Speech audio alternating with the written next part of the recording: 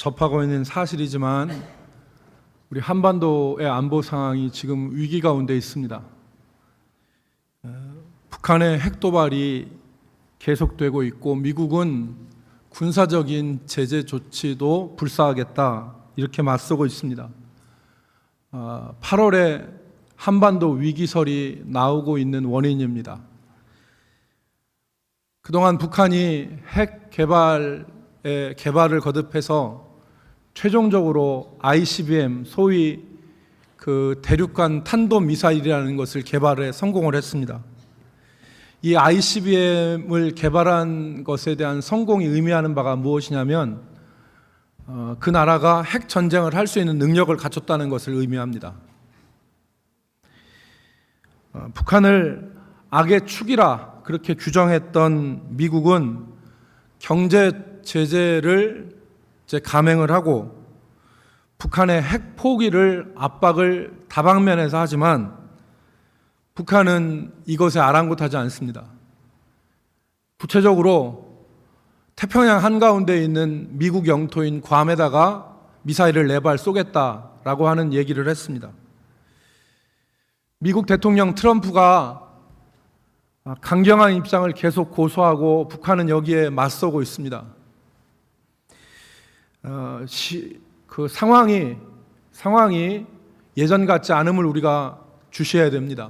왜냐하면 그 증거의 하나로 중국 공산당 기관지인 환구시보라고 하는 것이 있는데 그 사설에서 만약에 북한이 미국을 먼저 공격하면 중국은 중립적 태도를 취하겠다 그렇게 사설을 썼습니다. 그러니까 이 말은 북한이 먼저 어떤 일을 하면 중국은 거기에 미국이 북한을 초토화시키거나 그런 공격을 감행을 해도 거기에 대해서 중립을 지키고 있겠다라고 하는 이야기입니다.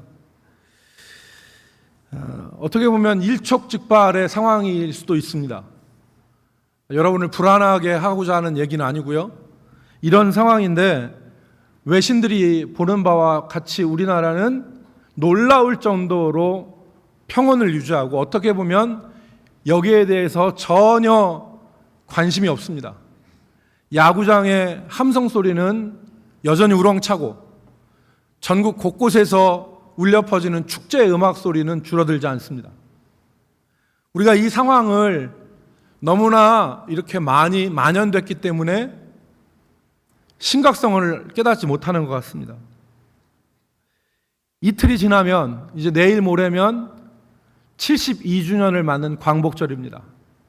우리나라가 일본의 탄압과 압박 속에서 고통받다가 해방이 된 것을 기념하는 날입니다. 일제 통치의 강점기 가운데서 우리나라가 얼마나 많은 수탈을 당하고 얼마나 많은 핍박과 고통을 당했습니까? 겪어본 분들은 지금도 치를 떱니다. 얼마나 그런지. 그런데 이런 상황에서 과거의 치욕을 잊어버리고 올바른 역사 의식이 희미해지는 조짐이 지금 우리 가운데 있습니다. 그 대표적인 예로 최근에 개봉된 군함도라고 하는 영화가 우리가 생각해 볼 그런 문제입니다. 이 영화는 일제강점기에 우리나라 사람들이 일본의 그 군함을 닮은 섬이라고 하는 하시마라고 하는 이 섬에 붙잡혀 갔는데 여기에서 사람들이 얼마나 지옥 같은 생활을 했는지 그 안에 갇혀서 탈출도 못하고 생활한 사람들, 그 사람들의 얘기를 들어보면 1000m, 지하 1000m가 되는 그러한 그 갱도에 들어가서 훈도시라고 하는 일본 사람들 팬티 있지 않습니까? 그거 하나만 입고 곡괭이질하고 언제 무너져 내릴지 모르는 그러한 죽음의 공포 앞에서 하루에 8시간 동안 거기서 일을 했다는 겁니다. 휴일도 없이. 밥은 콩깻묵 한 덩어리를 줬답니다. 그것도 탄가루가 묻은 콩깻묵 한 덩어리를 받고 생존을 했다는 거죠. 노예처럼 목숨을 담보로 일을 했는데 이 사건을 두고 영화를 만들었습니다. 그런데 이 영화의 초점이 어디에 맞춰져 있냐면 그 일본 사람들이 우리나라 사람들을 강제로 데려다가 노동을 시키고 착취하고 한 그쪽에 초점이 하나가 맞춰져 있기도 하지만 다른 하나는 이렇게 개돼지처럼 조선 사람들을 착취한 일본도 잘못이지만 그 조선 사람들 가운데서는 일본에 빌붙어서 조선 사람 등쳐먹고 호의호식한 사람도 있는데 그 사람들이 더 나쁘다는 겁니다. 어떻게 보면 일본 사람들보다 더 나쁜 것이 조선 사람들이다. 영화를 만든 사람들은 이게 팩트라는 거예요. 이게 사실이라는 겁니다. 영화가 주는 메시지를 좋게 해석을 한다면 이렇게 받아들일 수 있습니다. 우리가 앞으로는 이런 군함도에서의 이 경우처럼 내부적인 배반자들이 없게 해서 하나 되고 어려움을 극복하는 민족이 되자, 이렇게 메시지를 받아들일 수도 있겠지만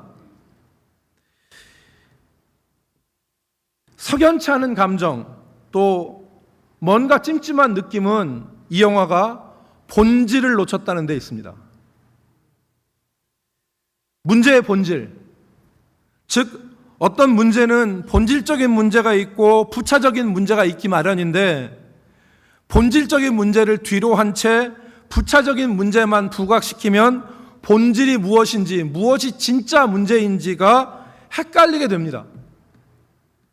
예를 들어서 시대를 달리해서 6.25 전쟁 당시에 어떤 마을에 공산당이 쳐들어와서 그 마을 사람들을 다 죽창 같은 걸로 처참하게 죽였다고 합시다.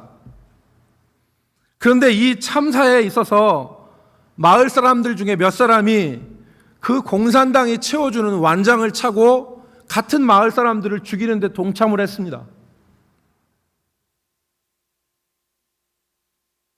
물론 공산당이 주도한 이 비극에 동참한 사람들은 나쁜 사람들입니다. 그러나 초점이 그 사람들한테 맞춰져서는 안 돼요. 사람들을 죽음으로 내몰고 처참하게 죽게 만드는 이 비극의 원흉들에게 초점이 맞춰져야 됩니다. 그런 시각에서 군함도라고 하는 영화는 부차적인 것에 초점을 맞추고 본질적인 문제를 초점을 잃어버린 거죠. 그래서 문제가 되는 겁니다. 우리가 과거의 수치를 잊지는 말아야 됩니다. 우리의 역사의 근본적인 문제를, 원인을 찾는다면 그건 우리가 힘이 없고 우리가 우리 자신을 지킬 수 있는 능력이 없다는 비극에 있습니다. 신동준이라고 하는 경기고등학교를 나오고 서울대학교를 나와서 조선일보 기자였던 신동준이라는 사람이 조선의 왕과 신하 부국강병을 논하다라는 책을 썼습니다. 이 조선의 왕과 신하 부국강병을 논하다라는 책에 보면 일제가 조선을 침공을 할 때 한 얘기가 기록되어 있습니다. 일제가 조선을 침공할 때 뭐라고 했느냐? 한일 합방을 했을 때 일본은 조선을 수탈하기 위해서 조선에 왔다고 말하지 않았습니다.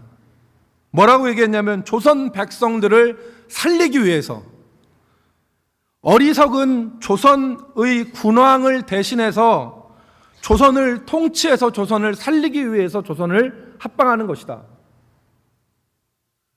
그러니까 세도 정치하고 분당 정치에서 맨날 쌈짓거리만 하고 국민들 돌보지 않는 이 조선의 이 군왕을 대신해서 조선 사람들을 살리기 위해서 우리가 조선을 이렇게 합병한 것이다 라는 얘기를 했다는 겁니다.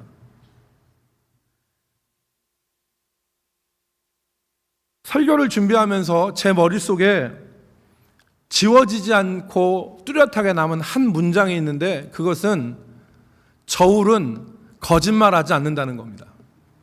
저울은 거짓말하지 않는다. 여러분, 천칭저울 있지 않습니까? 양쪽에다 무게를, 어떤 물건을 놓았을 때 무거운 쪽으로 기우는 천칭저울. 이 저울은 절대 거짓말하지 않습니다. 가벼운 쪽으로 절대 내려가지 않습니다. 1g이라도 무거우면 무거운 쪽으로 내려갑니다. 여기에 우연이라는 것은 없습니다. 살면서 제가 느끼는 것인데 이 법칙이 통용이 안 되는 곳이 없어요. 사람과 사람과의 관계 속에서도 이 저울은 무게 힘 있는 사람한테 내려가죠. 국가와 국가도 힘 있는 사람한테 내려갑니다. 힘 있는 국가에게. 단체와 단체도 힘 있는 쪽으로 내려가요. 오직 예외적으로 이 저울이 내려가는 곳이 한 곳이 있는데 그곳이 하나님의 은혜가 작동하는 하나님의 나라입니다.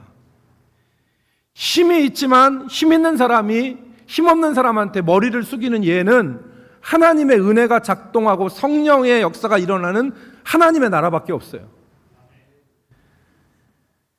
군림할 수 있으나 오히려 종이 되어지는 종으로서 사는 이 역사도 하나님의 나라밖에 없어요. 인간의 본성이 꺾여지고 하나님이 주신 성품이 작동하는 은혜의 세계만이 이 저울이 예외적으로 작동하지, 그렇지 않는 한 저울은 보편적으로 무거운 쪽으로 기웁니다.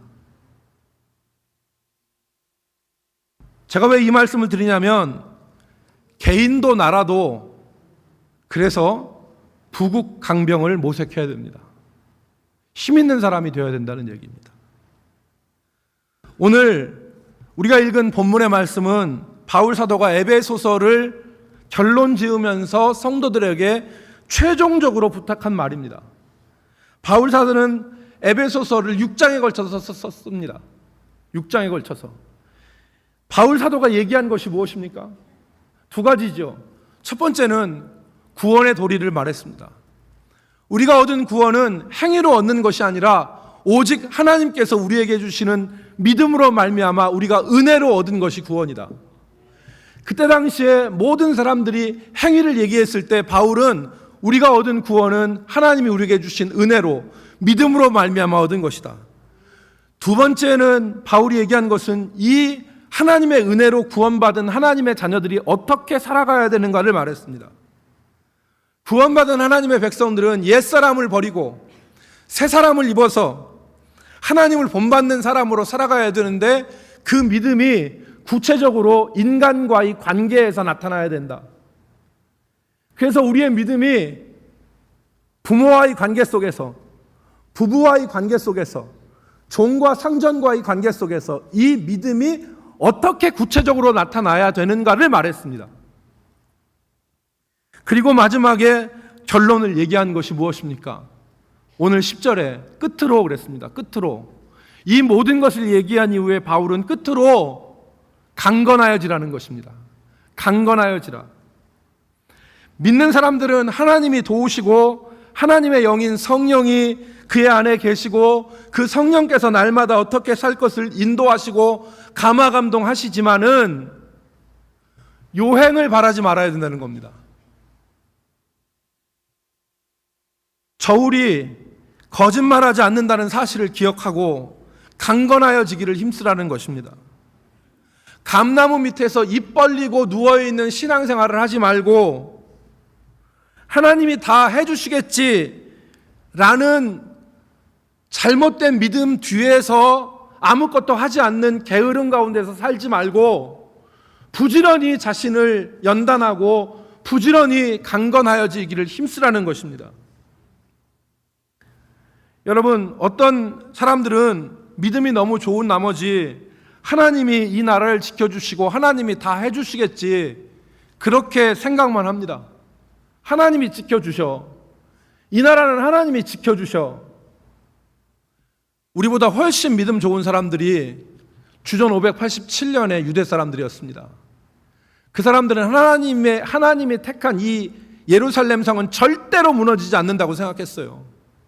어떻게 이방인들이 하나님의 나라에 와서 하나님의 나라를 허물 수 있느냐라고 생각하고 절대 무너지지 않는다고 생각했습니다. 여러분, 오늘 우리는 하나님이 이 나라를 주신다는 믿음이 있어야 하지만 그 믿음 가운데서 우리를 강건하게 해야 될 책임도 우리 가운데 있습니다. 믿으시면 아멘 하시기 바랍니다. 자신을 강건하게 해야 되죠. 1859년에 지금부터 150년 전에 존 스튜어트 밀이라고 하는 사람이 자유론이라는 책에서 이런 말을 했습니다. 우리 그리스도인들을 꼬집었는데 잘못하면 믿음이 이렇게 된다는 겁니다. 존 스튜어트 밀이 그리스도의 말씀은 그리스도인의 마음에 수동적으로 존재하기 때문에 듣기 좋은 말이 오가며 발생하는 효과 외에는 아무런 영향력을 미치지 못한다. 무슨 말인지 이해되십니까? 다시 한번 읽어드릴까요? 그리스도의 말씀은 그리스도인의 마음에 수동적으로 존재하기 때문에 듣기 좋은 말이 오가며 발생하는 효과 외에는 아무런 영향력을 미치지 못한다. 무슨 말입니까? 주님의 말씀이 그리스도인들의 마음속에 이 말씀을 받기만 하지, 그래서 이 말이 수동적으로 존재만 하지, 이 말씀을 받아서 자기 삶에서 그 말씀대로 살아내는 능동적인 모습이 없기 때문에, 수동적으로 존재하기 때문에 듣기 좋은 말이 오가는 영향력 외에는 아무런 것이 발생하지 않는다는 거예요. 잘못된 믿음이 이런 거라는 얘기죠. 군인은 하나님을 믿고 하나님이 지켜주실 것을 확신하지만 자기 임무에 철저하고 자기 맡은 책임을 다해야 됩니다.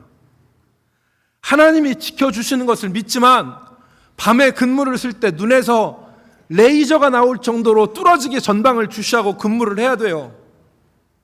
만약에 전방의 근무를 책임지는 군인이 자기가 근무하는 시간에 졸면서 자면서 그렇게 하나님이 지켜주시겠지 하고 잔다면 그 전선은 뚫리게 되어 있습니다. 이건 바른 믿음이 아니죠. 마찬가지로 국가의 안보와 외교를 맡은 사람들, 그리고 모든 국민들이 자기 자리에서 자신의 일을 잘 감당해야 됩니다. 배경훈이라는 사람을 여러분 아시죠? 배경훈이라는 사람은 1960년대에 우리나라 경제가 발전되지 못하고 낙후되었을 때, 그때 독일에 가서 차관을 빌려온 사람입니다. 차관을 얻어온 사람이에요. 그때는 우리나라 국가 신임도가 좋지 않아서 어떤 나라도 우리나라한테 차관을 빌려주지 않았어요. 돈을 빌려주지 않았어요. 그때 이 배경훈이라는 사람이 독일에서 경제학 박사를 받은 1호 사람인데 독일에 가서 자기의 은사 교수를 만납니다. 그래서 우리나라에 돈을 좀 빌려줄 수 있도록 좀 얘기를 해 주십시오. 사모님을 만나서 무릎 꿇고 그 바짓가랑이를 붙잡고 호소를 했어요. 그리고 밤에는 예배당에 가서 하나님 이 나라를 도와달라고 기도를 했습니다. 그 배경훈이라는 분이 그렇게 박정희 대통령을 보좌해서 우리나라가 독일에서 최초로 차관을 빌려오지 않습니까? 그래서 그때 빌려온 차관으로 우리나라가 경제 발전을 시도한 겁니다. 그리고 그 배경훈이 그렇게 무릎 꿇고 눈물 흘리고 사정하고 기도하고 한 그 열심, 그 이전에 독일에 파견되어지는 간호사와 광부들이 독일 사람들은 하기 싫어하는 환자들의 똥 치우는 일, 환자들 간호하는 일, 이런 일들을 정말 열심히 해서 독일 사람들이 이 사람들은 우리나라 사람들하고 틀리고 진짜 천사다 라고 하는 신임을 얻어서 광부들이 수백 미터, 1000미터 들어가는 그 뜨거운 갱도에서 부지런히 일해서 이 나라는 믿어줄 만한 나라라고 하는 밑작업이 있었기 때문에 가능했던 일 아닙니까? 배경훈의 기도라고 하는 그 책이 있어요, 여러분. 제가 배경훈 씨를 직접 만났습니다. 그래서 그 얘기를 듣고 그분한테 우리 교회에 와서 좀 강연을 좀 해주십시오, 간증을 좀 해주십시오 그랬더니, 목사님, 저는 개교회는 안 갑니다 그러더라고요. 개교회는 안 갑니다.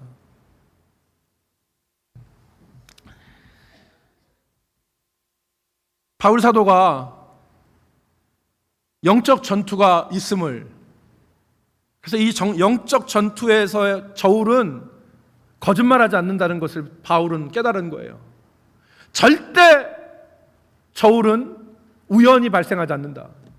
영적 세계에서 절대 저울은 우연히 기울어지지 않는다. 그리고 그것을 깨달은 바울이 성도들에게 말한 것이 무엇이냐면 강건하여지라는 겁니다. 강건하여지라. 강건하지 않고 자기를 지킬 수 있는 힘이 없으면 우리나라가 일본에게 짓밟힌 것처럼 짓밟힌다. 원수마귀가 여러분이 힘이 지킬 힘이 없고 하나님의 은혜가 없으면 우리 집안을 완전히 다 짓밟지요. 교회를 짓밟는 겁니다. 교회가 지탱하는 힘이 어디에 있습니까? 우리 성도들의 믿음과 성도들이 하나님의 교회를 사랑하는 그 믿음으로 교회를 지키기 때문에 교회가 지탱하는 거예요. 그 힘이 있기 때문에 교회가 지탱하는 겁니다. 성도들이 힘이 없고 다 믿음에 낮아빠지면 가정들이 다 짓밟히는 거예요. 개인의 삶도 마찬가지입니다. 저울은 거짓말하지 않습니다. 영적 저울은 거짓말하지 않습니다. 우연히 기울어지는 게 아니에요. 그러니까 바울이 뭐라고 했습니까? 끝으로 너희들에게 당부하는데 구원의 진리를 얘기했지, 하나님의 백성으로 어떻게 살아야 되는 것도 얘기했어. 그러면 마지막에 내가 너희들한테 진짜 하고 싶은 얘기가 있어. 그게 뭔지 알아? 끝으로 주 안에서와 그의 힘의 능력으로 강건하여지고 그랬습니다. 강건하여지라는 거예요. 여러분, 주 안에서와, 여기서 주는 그리스도를 말합니다. 우리 예수님과 그의 힘의 능력으로 강건하여지라. 우리가 강건하여질 수 있는 것은 믿음으로 살 때입니다. 주님을 붙잡을 때. 여러분, 성경 구절을 한번 찾아보겠는데 고린도전서 1장 24절, 고린도전서 1장 24절 말씀을 보겠습니다. 앞에 나와 있는데 같이 읽겠습니다. 오직, 시작. 오직 부르심을 받은 자들에게는 유대인이나 헬라인이나 그리스도는 하나님의 능력이요 하나님의 지혜니라. 그리스도는 하나님의 능력이요 하나님의 지혜라 그랬습니다. 주님이 능력이에요. 여러분, 사도행전 10장 38절 말씀을 다시 읽겠습니다. 사도행전 10장 38절, 하나님이, 시작. 하나님이 나사렛 예수에게 성령과 능력을 기름 붓듯 하셨음에 그가 두루 다니시며 선한 일을 행하시고 마귀에게 눌린 모든 사람을 고치셨으니 이는 하나님이 함께 하셨음이라. 나사렛 예수가, 우리 주님이 두루 다니시며 선한 일을 행하시고 마귀에게 눌린 모든 사람들을 고치셨는데 그게 어떤 이유냐? 하나님이 함께 하셨고, 그 앞에 보니까 하나님이 나사렛 예수에게 성령과 능력을 기름 붓듯 했다. 주님이 능력이 있으니까 이 일을 하신 거예요. 마귀들을 짓누르고 모든 선한 일을 행하시는 것이 주님의 능력이 있으셔서 그런 거예요. 예수는 하나님의 능력이요 하나님의 지혜라. 고린도전서 1장 18절 말씀을 다시 읽겠습니다. 고린도전서 1장 18절, 십자가의 도가, 시작. 십자가의 도가 멸망하는 자들에게는 미련한 것이요 구원을 받는 우리에게는 하나님의 능력이라. 십자가의 도가 하나님의 능력이라는 겁니다. 마지막으로 누가복음 21장 27절에 보면 예수님이 이 땅에 다시 오실 때 그 예수님은 어떠한 모습으로 오시느냐를 말씀했습니다. 누가복음 21장 27절, 그때, 시작. 그때 사람들이 인자가 구름을 타고 능력과 큰 영광으로 오는 것을 보리라. 주님이 마지막 이 땅에 다시 오실 때 어떤 모습으로 오시냐? 영광과 능력으로 오신다는 겁니다. 그러므로 여러분, 우리 성도들이 강건해질 수 있는 것은 다른 것이 아닙니다. 주님 안에서, 그리고 그의 능력으로 강건해질 수 있는 겁니다. 다른 말로 믿음 안에 있을 때, 믿음으로 살 때 성도는 강건해지는 거예요. 믿음으로 살 때 목사는 강한 목사가 되는 겁니다. 믿음으로 살 때 성도는 강한 성도가 되는 거예요. 다른 방법이 없습니다. 요한일서 5장 4절에 그리스도께, 하나님께로, 무릇 하나님께로부터 난 자마다 세상을 이기는데 세상을 이기는 승리는 곧 이것이니 곧 우리의 뭐라? 믿음이라 그랬어요. 무릇 하나님께로부터 난 자마다 세상을 이기는데 세상을 이기는 승리는 이것이니 곧 우리의 믿음이라.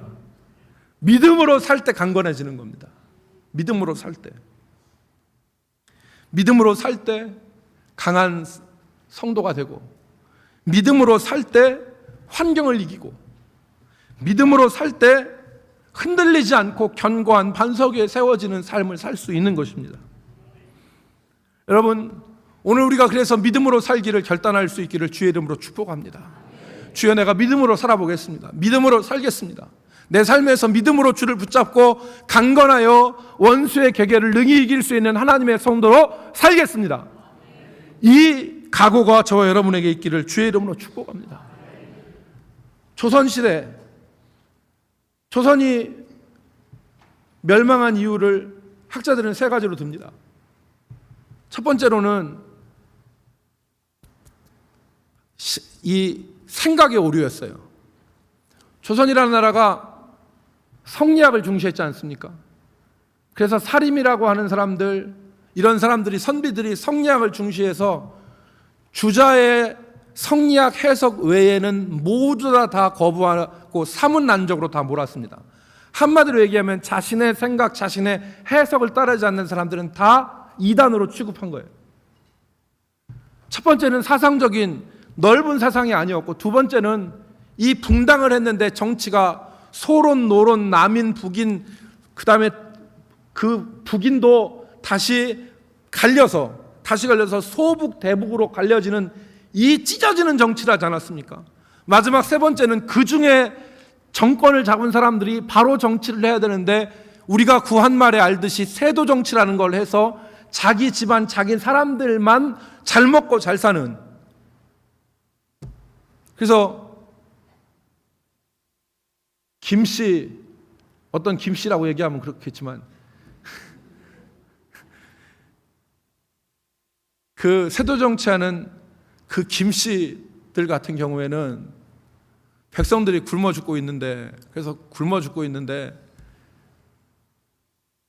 자기들 가문 잘 되게 해달라고 쌀 2가마니를 삶아서 강에다가 방생하는 자비를 베푼다고 해서 그 쌀, 밥 찐 걸 강에다 풀었는데 백성들은 굶주려서 눈이 뒤집어지니까 모르게 들어가서 잔맥질을 해가지고 그 떨어진 밥을 먹었어요. 그랬더니 고얀 놈들이라고 우리의 가문을 위해서 이렇게 그 강에다가 밥 했는데 그거를 니네들이 먹어. 그래서 주리를 틀고 곤장질을 하고 했더니 않았습니까? 그러니까 이게 세도 정치죠. 세도 정치. 그러니까 이런 잘못된 모습들이 조선을 망하게 했다는 거죠. 오늘 우리가 이것을 우리에게 적용시키자면 우리가 바른 믿음에서 벗어나서 우리가 우리의 뜻대로, 우리의 생각대로 살고 우리가 편협하게 살고 우리의 모습대로 살면 믿음은 무너지게 돼 있죠. 그래서 오늘 강건하여지는 첫 번째 방법은 같이 따라합시다. 믿음 안에서 강건하여진다. 믿음으로 살 때 강건하여지는 겁니다. 믿음으로 살 때. 두 번째로는 오늘 바울은 하나님의 전신갑주로 무장해라 그랬습니다. 11절에 보면 마귀의 간계를 능히 대적하기 위하여 하나님의 전신갑주를 입으라. 여러분, 하나님의 전신갑주는 군인들이 자기를 무장하는 옷과 장비를 말합니다. 군인들이. 그래서 14절 이하의 전신갑주가 무엇인지 나오죠. 진리의 띠, 의의 호심경. 여기 호자는 보호하다는 뜻이고 심자는 심장입니다. 심장을 보호하는 호심경. 그리고 평안의 복음의 신, 믿음의 방패, 구원의 투구, 그리고 마지막으로는 성령의 검입니다. 이 전신갑주를 우리는 그리스도로 정의할 수 있습니다. 모든 그리스도인들이 전신갑주를 입는 것은 주님을 바라보고 주님을 붙잡는 거다. 왜?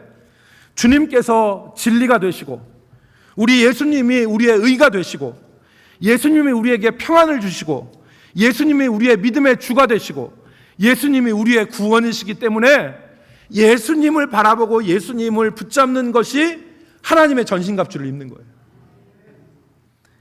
그래서 우리가 생활할 때 주님을 바라보는 거예요.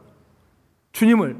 나 혼자 살지 않고 주님, 내가 주님 뜻대로 산다고 했는데 내가 잘못했네요. 주님 용서해 주세요. 우리가 살다 보면 잘못할 수 있어요. 그런데 주님을 바라보는 사람은 어떻게 해요? 아, 주님, 내가 잘못했어요. 내가 이거 잘못했네요. 내가 실수했습니다. 주님 용서해 주세요. 주님을 바라보는 사람은 금방 고쳐요. 그런데 주님을 바라보지 않고 자기 혼자 사는 사람은 고칠지를 못해요. 주님 어떻게 할까요? 주님, 내가 이런 일들을 하는데 어떻게 할까요, 주님? 주님을 바라보고 주님을 찾는 사람, 그리스도로 옷 입은 사람은 주님을 바라보면서 자신의 길들을 헤쳐나갈 수 있어요. 그래서 믿음의 주요 온전케 하시는 이인 예수를 바라보라고 히브리서에서 말하는 것입니다. 그러므로 여러분, 홀로 다니지 않고 그리스도와 함께 다니고 그리스도로 옷 입는 사람들이 되시기를 주의 이름으로 축복합니다. 여러분, 짐승들 세계에서 동물의 왕국 보시잖아요. 어느 동물이 당합니까? 혼자 돌아다니는 동물이 당해요. 무리에 섞여 있는 동물은 당하지 않습니다. 그런데 혼자 다니는 동물 있죠. 그거는 사자나 하이에나나 이런 늑대나 이런 것에 밥이 되는 거예요. 그리스도로 옷 입은 사람은 결코 혼자가 아니에요. 주님이 함께 하시죠. 그래서 하나님의 전신갑주를 입으라는 거예요. 이는 너희가 마귀의 계계를 능히 대적하고 서기 위함이라. 여러분, 지난주에 저는 여러분들과 함께 더운 날씨, 지난주에 토요일에 39도, 주일에도 뭐 그 정도 돼서 부채 붙이시는 분들이 많더라고요. 제가 이 또한 지나가리라 그렇게 말씀을 드렸어요. 그래서 좀 찬바람 부네요. 이제 찬바람, 이제 서늘한 바람들 이제 불게 되는데 여러분들이 그리스도를 찾는 시간들을 갖기를 주의 이름으로 축복합니다. 그리스도를 바라보고 그리스도를 찾는 그것만이 우리가 강해지는 길이에요.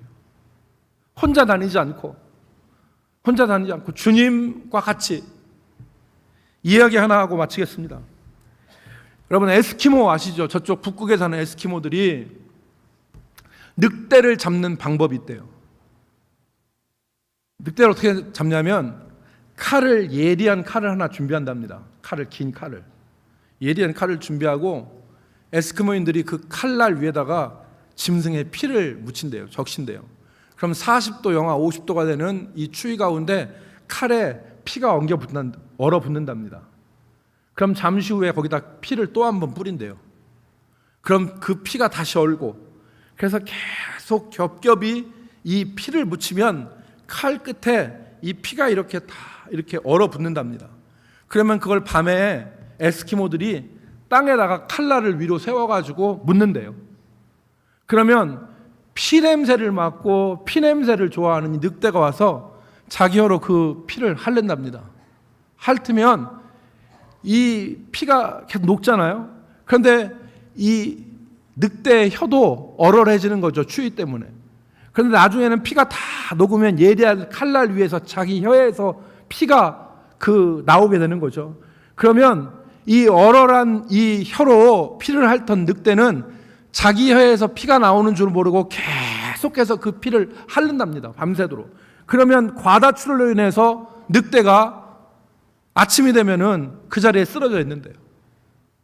여러분, 우리가 주님 떠나서 세상을 향하여 살다 보면 무엇이 무엇인지 모르게 마비되어지고, 여기서 흐르는 피가 내가 좋아하는 짐승의 피인지 내 피인지도 모르는 늑대처럼 살아갈 때가 있습니다. 강건해져야 됩니다. 저울은 거짓말하지 않습니다. 우리 자신들이 믿음 안에서 그리스도를 바라보고 믿음 안에서 살면 강한 그리스도인이 될 수 있습니다. 바울 사도와 마찬가지, 바울 사도들이 말한 것처럼 우리가 그리스도 안에서, 믿음 안에서 그리스도를 바라보고 강건해질 수 있는, 그래서 마귀의 모든 괴계를 물리치고 능히 설 수 있는 성도들로 살아갈 수 있기를 주의 이름으로 축복합니다. 기도하겠습니다.